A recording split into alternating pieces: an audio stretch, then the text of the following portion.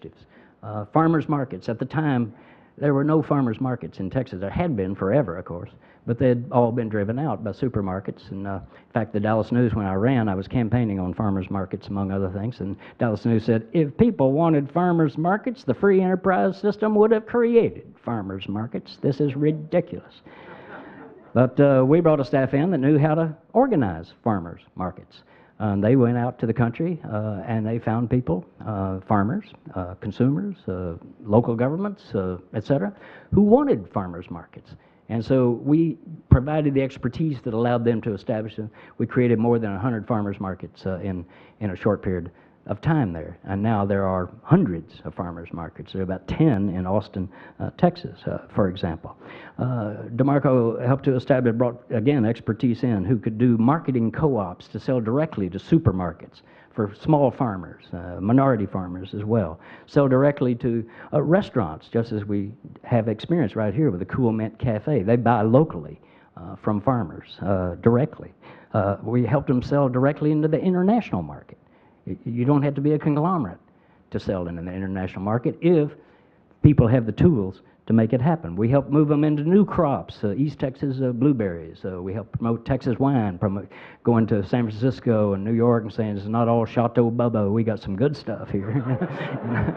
And giving them tastes of it, helping move it along. Well, we created a populist alternative to lazy fairyland economics or to simple government ownership. Our philosophy boiled down to something I heard from Fred Harris, and it was that the free enterprise. But the free in free enterprise is not an adjective, it's a verb. You've got to free up the enterprise of people. These are enterprising folks all across the state, but they can't get into the market because the market's been locked up. And so that was our role. The government didn't own anything, it didn't run anything, it just turned people loose, and it worked. In Texas and across the country, an organic, local, sustainable food economy that Carolyn Mugar was talking about this afternoon has been established, and it is steadily, inexorably expanding.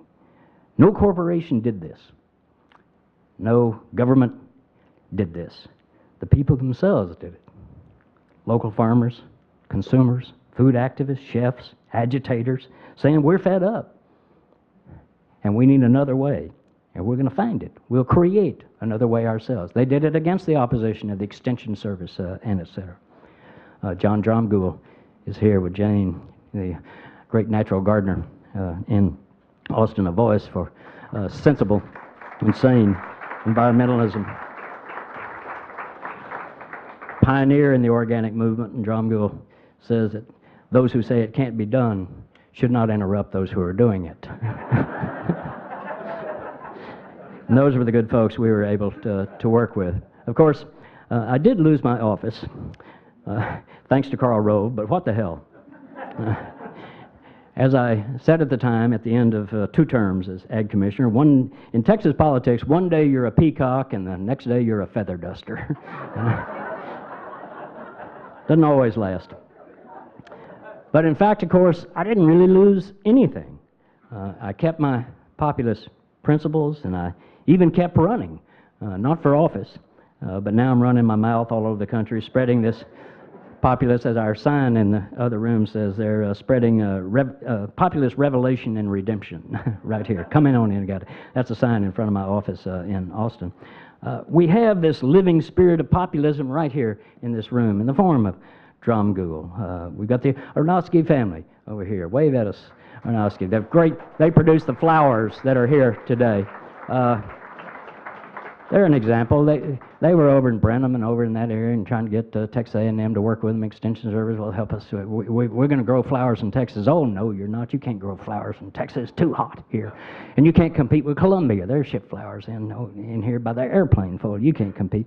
Well, they're right down there at Blanco, just producing fields full of just the most gorgeous flowers all season long that you've ever seen. You can get them at Central Market now, or better yet, go to their farm stand in Blanco. Visit them.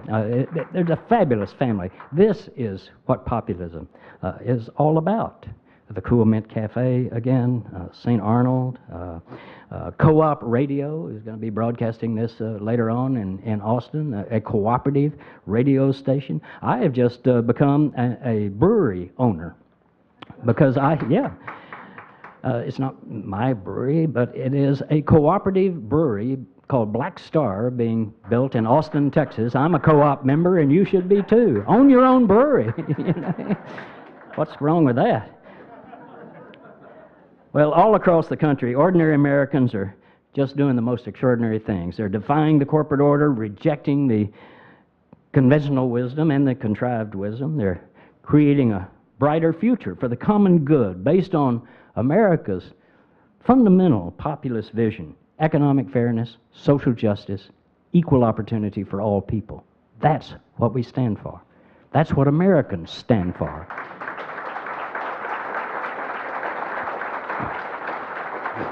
The American people believe in these values, but they too rarely hear them expressed. It's certainly not in politics, in the media, in schools, the workplace, and damn not sure from the Palins and the Perrys. That's our challenge, not to create a progressive movement. It's already out there, in politics, in business, in healthcare, in religion. We wrote up a bunch of them in this book. And folks are out there making it happen. But our chore is not to create it, but to connect it, to create a politics that affirms the values and then connect people to each other so that they become a movement. Right now we got good farmers, we got breweries, we got political activists, we got education reformers, we got all these, but we're not together. We don't even know each other. We don't work together. So we've got to find a way to come together. I think of it in terms of a great little hardware store near my home in the south side of Austin, Old Torf Street over there. There's a place called Harold's Hardware. Great little joint. Some of you have been there. It's not as big as this room right here, but it's a great place. You can go in and you don't have to buy the whole pack of nails. They'll sell you one. I need 2 nails. Okay. They'll work with you. Well, what are you trying to do? Well, I'm going to build a lectern. Well, let's pencil it out here and see what you need. They'll loan you a tool. You can take a tool home and bring it back. And the slogan at Harold's Hardware is, "Together we can do it yourself."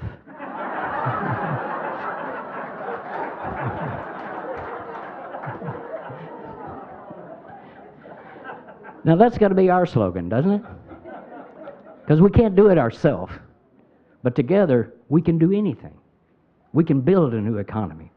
We can build an alternative to the corporate domination of our environment and our economy and our energy sources and our lives and our government, our culture.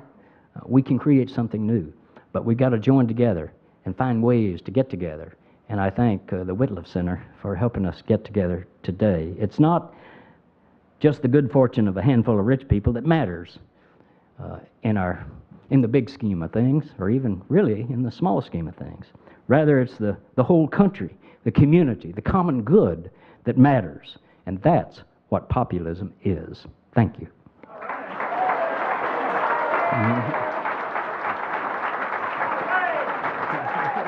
Shut it up.